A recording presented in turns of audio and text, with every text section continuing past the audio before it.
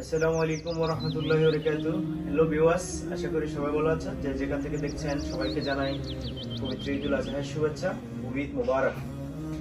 আজকে একটা গুরুত্বপূর্ণ বার্তা নিয়ে আপনাদের মাঝে এসেছি কোরবানির বিষয় নিয়ে, যেটি হচ্ছে বর্তমান যে গরুর বাজার, গরুর হাট, প্রত্যেকটা অঞ্চলে গরুর বাজার এবং গরু বাজারে আসা যাওয়া হচ্ছে। সেই বিষয় নিয়ে আপনাদের সামনে আজকে আলোচনা করা। গতকালকে গরু নিয়ে আমি একটা অ্যাক্সিডেন্টে করেছি। আমার অফিসের সামনে আমি একটা গাড়ি রেখেছি, রাখার পরে গরু যখন আসা যাওয়া করতেছে তখন আমার গাড়ি পুরোই শেষ।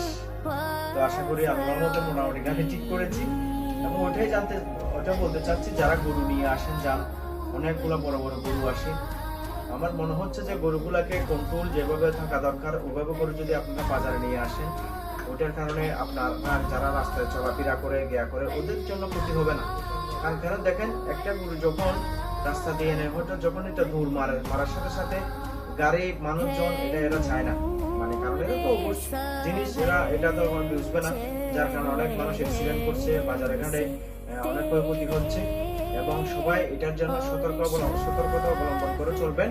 এবং সর্বোপরি আরেকটা বিষয় হচ্ছে, এবং আমি যারা গরুর ব্যবসা করছেন, যারা আপনারা বড় বড় গরুগুলাকে যেন নাকের মধ্যে যে রশিটা লাগাই, ওই জিনিসটা আপনারা লাগাবেন। লাগানোর পরে আপনারা বাজারের মধ্যে গরুগুলা নিয়ে আসবেন।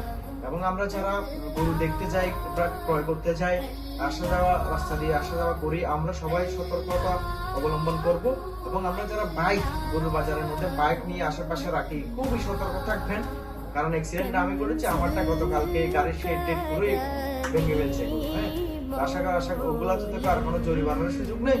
তো সেজন্য সবাই সতর্ক থাকবেন। আমার ভিডিওটা আপনারা মনোযোগ দিয়ে শুনবেন এবং সতর্কতাটা অবলম্বন করবেন। ধন্যবাদ সকলকে। আসসালামু আলাইকুম ওয়া রাহমাতুল্লাহি ওয়া বারাকাতুহু। ঈদ মুবারক।